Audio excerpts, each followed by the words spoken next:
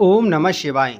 नमस्कार दोस्तों, स्वागत है आप सभी का हमारे चैनल भक्ति ज्ञान 108 के में। दोस्तों, आज मैं आपको नाग पंचमी व्रत की कथा सुना रहा हूँ। श्रावण मास के शुक्ल पक्ष की पंचमी नाग पंचमी के नाम से विख्यात है। इस दिन नागों का पूजन किया जाता है। इस दिन व्रत करके नागों को दूध पिलाया जाता है। गरुड़ पुराण में ऐसा सुझाव दिया गया है कि नाग पंचमी के दिन घर के दोनों बगल में नाग की मूर्ति बनाकर पूजन किया जाए। ज्योतिषों के अनुसार पंचमी तिथि के स्वामी नाग हैं, अर्थात शेष नाग आदि सर्प राजाओं का पूजन पंचमी को होना चाहिए। सालों पहले एक नगर में किसी सेठ के 7 बेटे रहते थे। सभी की शादी सेठ ने समय रहते करवा दी। 7 बहू मिलकर घर का काम भी किया करती थीं।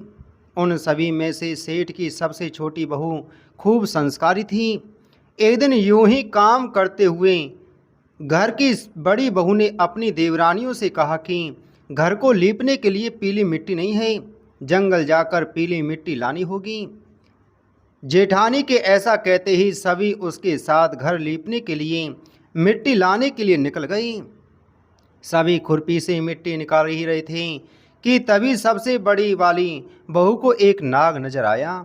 उसे मारने के लिए जैसे ही बड़ी वाली बहू ने खुरपी उठाई, वैसे ही सबसे छोटी बहू ने कहा, जेठानी जी, इसे मत मारिए, इसकी कोई गलती नहीं है, जंगल तो इसका घर है। अपनी देवरानी की बात मानकर उसने नाग को कुछ नहीं किया। तभी उस छोटी बहू ने नाग से कहा कि आप एक जगह पर अलग से बैठ जाइए, हम तब तक मिट्टी खोदते हैं, फिर आपके पास आएंगे। इतना कहकर सभी मिट्टी निकालने लगे और कुछ देर बाद घर चले गए। सभी के दिमाग से नाग वाली बात निकल गई थी। अगले दिन छोटी बहू को अचानक से याद आया कि उसने नाग को इंतजार करने के लिए कहा था। वो तुरंत अपनी सभी जेठानियों को अपने साथ लेकर नाग के पास चली गई। वहाँ देखा तो वो नाग उन सभी के इंतजार में उसी जगह पर बैठा हुआ था। नाग को देखते ही छोटी बहू ने प्यार से कहा, भैया, कल हम लोग आपके पास आना भूल गए थे, उस बात के लिए आप हमें माफ़ कर दीजिए।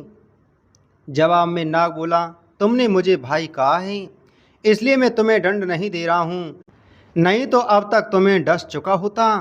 आज के बाद से तुम हमेशा के लिए मेरी बहन रहोगी। अब तुम अपने भाई से कोई वरदान मांग लो, मैं तुमसे बहुत खुश हूँ। इतना सब सुनने के बाद छोटी बहू ने नाग को बोला, मेरा कोई भी सगा भाई नहीं है, इसलिए मैंने आपको भाई कहा था। अब से आप मेरे भाई हो।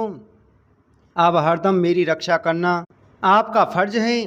बस यही वरदान मुझे आपसे चाहिए। नाग ने हर कदम पर साथ देने का वादा किया और अपने रास्ते निकल गया। सेठ की सारी बहू भी अपने घर लौट गईं। कुछ समय बाद नाग इंसान का रूप बनाकर अपनी बहन से मिलने सेठ के घर गया। उसने सेठ से कहा कि मेरी छोटी बहन को बुला दो, वो आपकी छोटी बहू है। पहले तो उसके मन में हुआ कि बहू का कोई भाई ही नहीं था, ये कहाँ से आ गया। फिर भी उन्होंने अपनी छोटी बहू को बाहर बुलाया। नाग ने फिर साथ में बहन को अपने घर ले जाने की बात की। सेठ ने इसकी भी आज्ञा दे दी। तभी नाग ने अपनी बहन से पूछा, कहीं तुम मुझे भूल तो नहीं गई हो ना। जवाब में बहन बोली, नहीं भैया, मैं आपको नहीं भूली हूँ। फिर नाग ने कहा, मैं तुम्हें अपने घर ले जा रहा हूँ, तुम मेरी पूंछ पकड़कर चलती रहना पीछे पीछे।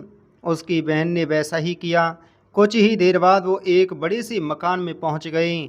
वहाँ हर तरफ सोना चांदी और अन्य कीमती सामान थे। वहाँ नाग की बहन आराम से कुछ दिनों के लिए रहने लगी। नाग की माँ भी उसे खूब प्यार करती थी। एक दिन नाग की माँ ने छोटी बहू को अपने भाई के लिए दूध लेकर जाने के लिए कहा। छोटी बहन ने दूध को गर्म किया और भाई को पीने के लिए दे दिया।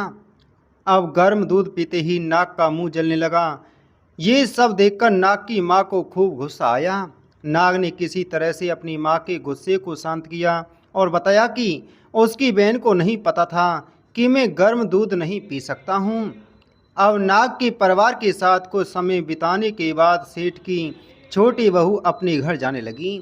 नाग ने अपनी बहन को खूब सारी दौलत और आभूषण देकर विदा किया। बहू के साथ घर में इतना सारा धन आते देख सेठ और उसकी जेठानियां हैरान हो गईं। एक दिन नाग की बहन को घर की बड़ी बहू ने कहा कि तुम अपने भाई से और सोना चांदी लेकर आओ, उसके पास तो खूब पैसा है, वो तुम्हें मना नहीं करेगा। छोटी बहू ने अपने भाई नाग को यह बात बताई। इसके बारे में पता चलते ही नाग ने अपनी बहन का घर तरह तरह के आभूषणों से भर दिया। सभी जेवरातों में से एक हीरे का हार बेशकीमती था।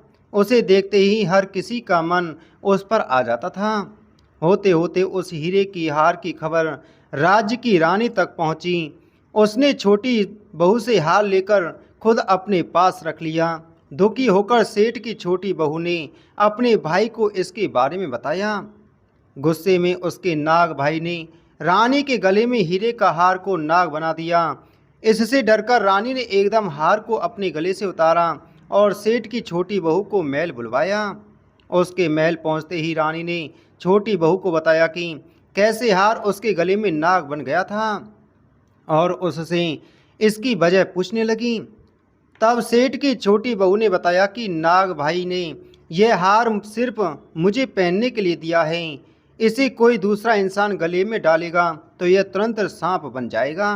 इस बात को सही साबित करने के लिए रानी ने सेठ की छोटी बहू को सांप बन चुके हार को पहनने के लिए कहा।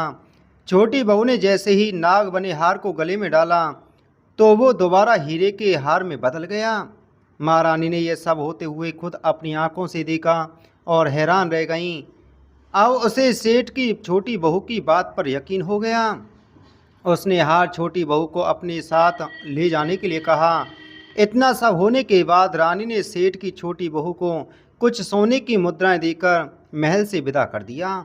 अब सेठ की छोटी बहू घर में सोने के सिक्के लेकर पहुंची।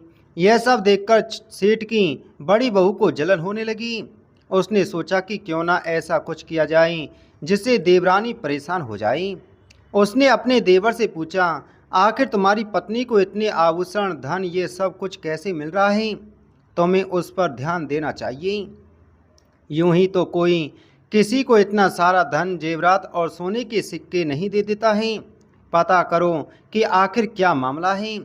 भाभी से अपनी पत्नी के बारे में इतना सब सुनने के बाद उसके मन में अपनी पत्नी के लिए शक पैदा हो गया। उसकी हर बात को वो शक भरी निगाहों से देखने लगा। एक दिन इस बारे में उसने अपनी पत्नी से बात की। खुद के लिए अपने पति से ऐसा सब सुनने के बाद वो दुखी हो गई। उसने सीधे अपने नाग भाई से मुलाकात की और अपने पति द्वारा कही गई सारी बातों के बारे में बता दिया। अपनी दुखी बहन को देखकर नाग को भी गुस्सा आया। सीधे वो अपनी बहन के पति से मिला और बोला कि अपनी बहन को जेवरात और दूसरे तोहफे मैंने दिए हैं, तुम्हें उस पर किसी भी तरह का शक करने की ज़रूरत नहीं है। वो बहुत ही अच्छी है और अगर आगे से कभी भी तुमने उसे कुछ गलत कहा या उस पर शक किया तो मैं तुम्हें जिंदा खा जाऊंगा। नाग से ये सब सुनने के बाद सेठ के बेटे ने उससे माफ़ी मांगी और कहा कि आज के बाद से मैं ऐसी बातें बिल्कुल भी नहीं करूंगा। आप मेरे ऊपर गुस्सा मत कीजिए, मैं आपकी बहन को किसी तरह का दुख नहीं होने दूंगा। इतना कहकर वो सीधे घर गया और अपनी पत्नी से भी माफ़ी मांगी। उसके बाद दोनों खुशी खुशी साथ में रहने लगी। इसी तरह सेठ की छोटी बहू हर तरह की मुसीबत में अपने भाई को याद करती और वो उसकी परेशानी को दूर कर देता। इसी तरह नाग पंचमी का त्यौहार शुरू हुआ और सभी महिलाएं नाग को अपना भाई मानकर पूजते हुए उन्हें दूध पिलाने लगीं। तो प्रेम से बोलिए नाग देवता की जय।